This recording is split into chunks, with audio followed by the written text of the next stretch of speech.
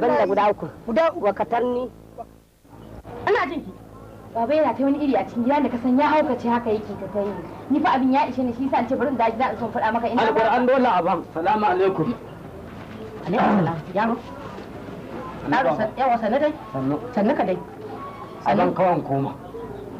Na ce aban kawan koma. Ya kai. Na'am. Ba ni nake magana ba? Kai din fa. Kai ne ni kuma ni ne. To. Allah sauƙaƙe. Nan magana haka take. Kai, amma za a raina mu wayo.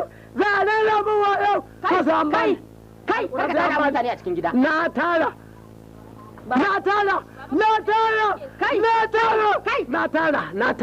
Alƙur'an na tara.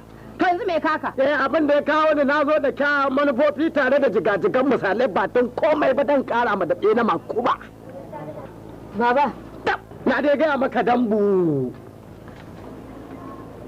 Baba, na sa abin da nake so da kai? A'a.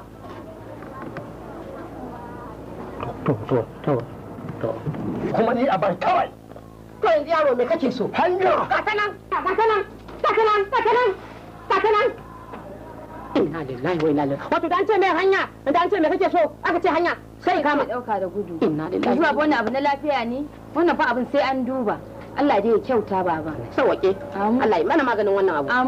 Amma bari ma komai, na san yadda zan yi za. Ba ai wannan masifa ce gaskiya. Ni ba zan iya zama da shi haka ba, ni tsoro ma yake ba ni isa dai, bari dai ba komai dai, zan dai san yadda za a yi. Bari fita baba taki ma.